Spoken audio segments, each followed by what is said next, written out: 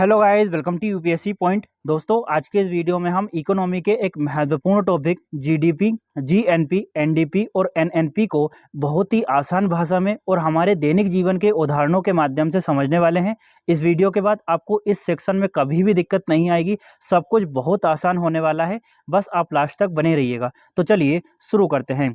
सबसे पहले हम जीडीपी की परिभाषा को देखते हैं ताकि सब कुछ आपको आसानी से समझ आ सके। जिसमें 4 टर्म होती है, उनको एक एक को करके देखेंगे और फिर हम डिटेल से डिस्कस करेंगे। तो सबसे पहला वर्ड आता है सीमा। राजनीतिक वर्ड को अभी छोड़ दीजिए, उसको मैं थोड़ी देर के बाद आसान भाषा में समझाऊंगा। यदि हम सीमा की बात करें तो यदि कोई वस्तु मध्य प्रदेश की सीमा के अंदर उत्पादित हो रही है तो वह मध्य प्रदेश की जीडीपी में शामिल होगी, ठीक है, ना कि राजस्थान या फिर छत्तीसगढ़ की। इसी तरह से यदि किसी वस्तु का उत्पादन भारत के अंदर हो रहा है तो वह भारत की जीडीपी में शामिल होगी, ना कि पाकिस्तान या फिर चाइना की जीडीपी में। अब यहाँ पर दो शब्द आते हैं कि जीडीपी में वस्तुओं और सेवाओं के अंतिम मूल्य को शामिल किया जाता है। तो एक एक को करके देखते हैं। देखिए, वस्तु क्या होती है दोस्तों? वस्तु एक भौतिक चीज होती है। जैसे आप कोई किताब खरीदने गए तो यह क्या है? एक वस्तु है और भौतिक चीज है जिसका आप पेमेंट करेंगे। मान लीजिए आप समोसे खरीदने गए तो यह भी क्या है? एक वस्तु है। और सेवा क्या होती है? जैसे मैं आपको पढ़ा रहा हूँ तो आपको कोई भौतिक वस्तु नहीं दे रहा हूँ, बस आपको फील हो रहा है कि हाँ, हमें कुछ मिल रहा है, हमारे दिमाग में कुछ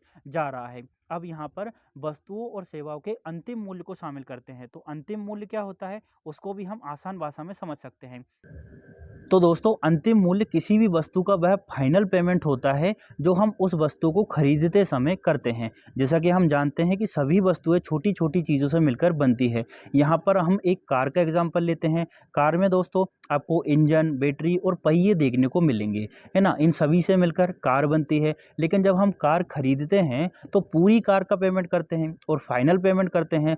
तो जो हमने फाइनल पेमेंट किया है, अंतिम रूप से पेमेंट किया है, उसी को हम बोलते हैं दोस्तों अंतिम मूल्य। तो आपको अंतिम मूल्य क्या होता है ये समझ आ गया होगा। अब एक और वर्ड होता है राजनीतिक सीमा। देखिए दोस्तों, दो तरह की सीमाएं होती है। एक भौगोलिक सीमा होती है, जैसे ये आपको पूरा भारत का मैप दिख रहा है तो ये क्या है? भारत की भौगोलिक सीमा है। लेकिन एक राजनीतिक सीमा होती है जो कि भूगोल से थोड़ी अलग होती है। जैसे अगर कोई व्यक्ति है, यहाँ पर मछलियों का उत्पादन कर रहा है, ठीक है, यहाँ पर ऑयल फैक्ट्री लगा रखी है तो यहाँ से तेल निकाल रहा है। अब ये भारत की भौगोलिक सीमा नहीं है। यहाँ पे क्या है? समुद्र है। तो ये भारत की भौगोलिक सीमा नहीं है, लेकिन ये भारत की राजनीतिक सीमा है। इस वजह से यहाँ जो भी उत्पादित होगा वह भारत की जीडीपी में शामिल होगा। इसी तरह से यदि हम बात करें भारत के दूतावासों की, तो दूतावास कहाँ स्थापित किए जाते हैं? अलग अलग देशों में, चीन में, अमेरिका में, पाकिस्तान में। और उन दूतावासों में भी यदि कोई सेवा देता है, ठीक है, वहाँ पर किसी का पासपोर्ट बनाया जाता है तो यह क्या हो गई? एक तरह की सेवा हो गई। तो वो भी भारत के जीडीपी में शामिल होगा। क्योंकि दोस्तों, दूतावास भले ही भारत के भौगोलिक सीमा के अंदर नहीं होते हैं, लेकिन उन्हें भारत की राजनीतिक सीमा के अंदर माना जाता है। तो आपको ये जो चारों टर्म है अच्छे से समझ आ गई होगी। एक एक वर्ड मैंने यहाँ पे समझाया है। अब एक एक को करके डिटेल से डिस्कस करते हैं और हमारी जो रियल लाइफ के एग्जाम्पल हैं उनको आधार बनाएंगे ताकि आपको कभी भी दिक्कत ना आए और आप कभी कंफ्यूज भी ना हो। तो सबसे पहले हम बात करते हैं जीडीपी की। जीडीपी का फुल फॉर्म होता है ग्रोस डोमेस्टिक प्रोडक्ट, जिसको हिंदी में सकल घरेलू उत्पाद कहा जाता है। अब जीडीपी क्या होता है? तो देखिए दोस्तों, किसी देश की सीमा के अंदर एक निश्चित समय में उत्पादित सभी वस्तुओं और सेवाओं का कुल मौद्रिक मूल्य क्या कहलाता है? जीडीपी। मतलब जो कुछ भी देश की जमीन पर बनता है, चाहे वह कोई भी बनाए, भारत का व्यक्ति बनाए या फिर कोई विदेशी व्यक्ति या कंपनी बनाए, यदि वह भारत की जमीन पर बनता है तो उसको जीडीपी में गिना जाता है। इसको एक उदाहरण से समझते हैं ताकि आपको और अच्छे से समझ आ सके। देखिए, एक व्यक्ति हैं रमेश चाचा, जिनकी मिठाई की दुकान है और वह दिन भर में 100 रुपए की मिठाई बेचते हैं, ठीक है। तो रमेश चाचा कौन है? भारतीय व्यक्ति हैं। इसी तरह से एक श्याम अंकल हैं जो कि ट्यूशन पढ़ाते हैं और दिन भर में 50 रुपए कमाते हैं, ठीक है। इसी तरह से एक व्यक्ति है, रोबर्ट नाम का व्यक्ति है, और वह विदेशी व्यक्ति है जो कि खिलौने बेचता है। उसकी एक खिलौनों की दुकान है और वह दिन भर में 200 रुपए के खिलौने बेचता है। अब ये सब जो काम हो रहा है वो भारत की सीमा के अंदर हो रहा है, ठीक है। मतलब रमेश चाचा एक भारतीय व्यक्ति हैं जो कि वस्तुओं को बेच रहे हैं, ठीक है। रोबर्ट नाम का व्यक्ति है, वो भी वस्तुओं को बेच रहा है। ये श्याम अंकल हैं, ट्यूशन पढ़ा रहे हैं तो ये सेवा दे रहे हैं। मतलब भारत की सीमा के अंदर दो भारतीय व्यक्तियों और एक विदेशी व्यक्तियों द्वारा जो भी काम हो रहा है, जो भी वस्तुएं और सेवाओं का उत्पादन हो रहा है, ठीक है, उनका मौद्रिक मूल्य जो है वो भारत की जीडीपी कहलाएगा। अब इनका मौद्रिक मूल्य कौन-कौन सा है? तो देखिए ₹100 ये कमा रहे हैं, ठीक है, ₹50 ये कमा रहे हैं और ₹200 ये कमा रहे हैं। तो इन सभी का मौद्रिक मूल्य कितना हो गया टोटल? ₹350। तो यह ₹350 भारत की जीडीपी कहलाएगा। सीधी-सी बात है, एक बार और परिभाषा को देखते हैं।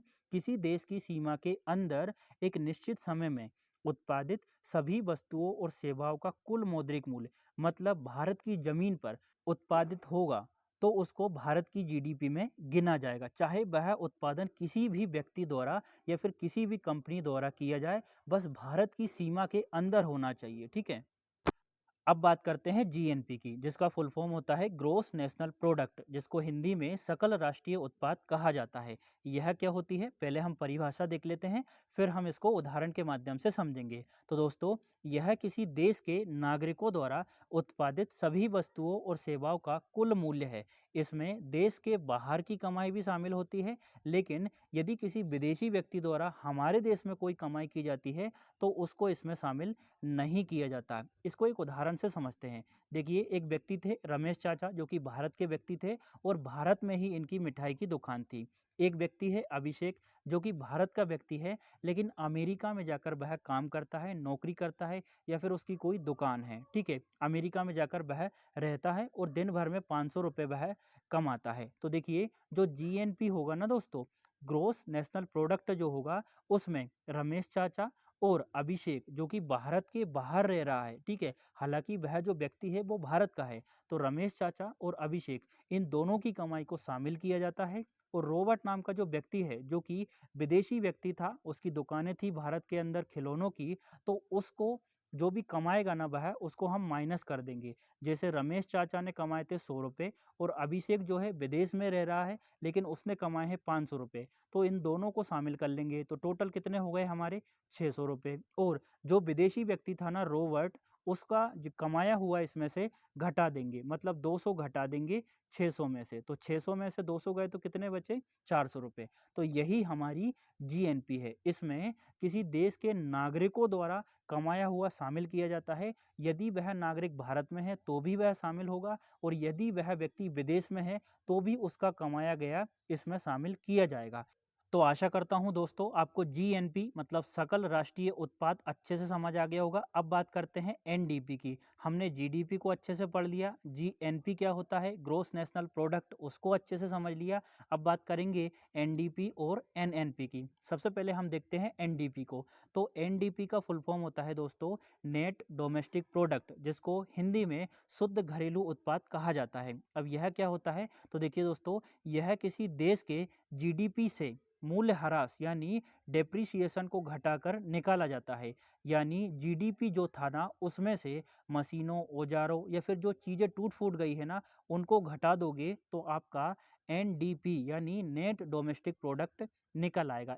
इसको एक उदाहरण से समझते हैं ताकि आपको बहुत अच्छे से समझ आ सके। हमने जाना जीडीपी क्या होता है। जीडीपी वह होता है जिसमें हम हमारे देश के अंदर कोई भी यदि वस्तु और सेवा का उत्पादन करता है तो उसके जो मौद्रिक मूल्य होगा उसको शामिल करेंगे। तो इसी जीडीपी में से हम डेप्रिसिएशन को घटा देते हैं तो जीएनपी निकल आता है। जैसे हमारा जीडीपी कितना था, ₹350। रमेश चाचा ने कमाए थे ₹100, ठीक है। श्याम अंकल ने कमाए थे, जिनकी ट्यूशन क्लास थी, उन्होंने कमाए थे ₹50। और रॉबर्ट नाम का व्यक्ति था जो कि विदेशी था, उसने कमाए थे ₹200, वो खिलौने बेच रहा था। तो टोटल मिलाकर हमारे जीडीपी में दोस्तों हुए थे ₹350। अब क्या होता है, मान लीजिए जो रमेश चाचा हैं उनकी मिठाई की दुकान थी। अब जो मिठाई बना रहे थे तो कुछ मिठाइयाँ खराब हो गई, ठीक है, तो वो हम इसमें से घटा देंगे। इसी तरह से श्याम अंकल थे जो कि ट्यूशन पढ़ा रहे थे, है ना, तो अब जो बोर्ड होगा वो भी घिसाएगा, है ना, तो उसकी जो क्वालिटी होगी, उसका जो मूल्य होगा वो कम होगा। इसी तरह से रॉबर्ट नाम का व्यक्ति है, वो खिलौने बना रहा था तो मशीनों के माध्यम से बना रहा था, है ना, तो मशीनों में भी घिसावट होगी।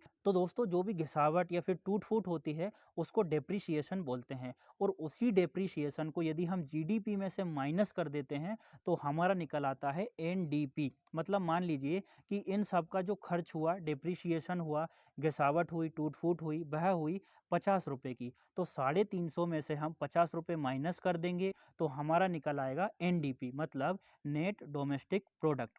तो सीधी सी बात यह है दोस्तों कि यदि जीडीपी में से हम डेप्रिसिएशन को माइनस कर देंगे तो एनडीपी निकल आएगा। अब बात करते हैं एनएनपी की, जिसका फुल फॉर्म होता है दोस्तों नेट नेशनल प्रोडक्ट, जिसको हिंदी में शुद्ध राष्ट्रीय उत्पाद कहा जाता है। यह क्या होता है, पहले तो हम परिभाषा देखेंगे, फिर उदाहरण के माध्यम से समझेंगे ताकि आपको आसानी से समझ आ सके। तो देखिए, यह किसी देश के नागरिकों द्वारा, अब यहाँ पे एक बात कही गई है, देश के नागरिकों द्वारा, चाहे वह नागरिक कहीं भी रहे, है ना। अभिषेक का एग्जाम्पल लिया था जो कि अमेरिका में रहता था।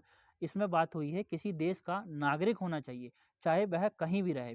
यह किसी देश के नागरिकों द्वारा एक वर्ष में उत्पादित अंतिम वस्तुओं और सेवाओं का कुल बाजार मूल्य है ना, जिसमें से हम डेप्रिसिएशन यानी मूल्य ह्रास को घटा देते हैं। यानी जीएनपी में से मशीनों और औजारों के घिसावट को यदि आप घटा दोगे तो आपका एनएनपी बन जाएगा। मतलब जीएनपी क्या था, पहले तो इसको रिकॉल करिए। जीएनपी वह था जिसमें हम भारत के नागरिकों द्वारा जो भी वस्तुओं और सेवा का उत्पादन होगा उसको शामिल करेंगे, और अगर कोई विदेशी व्यक्ति भारत में होगा तो उसने जो वस्तुओं और सेवाओं का उत्पादन किया होगा उसको घटा देंगे। तो जीएनपी में से जो भी डेप्रिसिएशन होगा, मूल्य ह्रास होगा, उसको घटाकर जो भी बचेगा वो एनएनपी कहलाएगा। देखिए, जीडीपी में से मूल्य ह्रास होगा और उसके बाद क्या बचेगा, एनडीपी।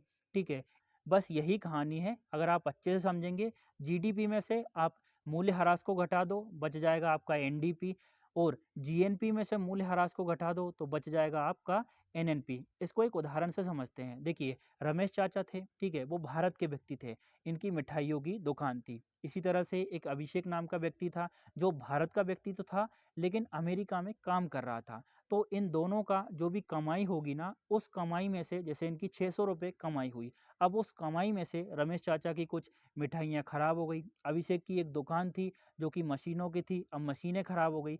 तो इन दोनों ने जो भी कमाया है 600 रुपये, उस 600 रुपये में से जो भी खराब हुआ है, टूटा फूटा हुआ है, उसको यदि घटा देंगे तो जो बचेगा उसको हम बोलेंगे एनएनपी। सीधी सी बात है, अगर आप अच्छे से समझेंगे तो जीडीपी में से आप मूल्य ह्रास घटा दो तो एनडीपी बचेगा, और जीएनपी में से आप मूल्य ह्रास घटा दो तो एनएनपी बचेगा। ठीक है, अब आपको ये सब कुछ अच्छे से समझ आ गया होगा। आशा करता हूँ कि ये वीडियो आपको अच्छी लगी होगी और इंटरेस्टिंग भी लगी होगी। यदि वीडियो अच्छी लगी हो तो लाइक, शेयर और सब्सक्राइब जरूर करिएगा। Thank you.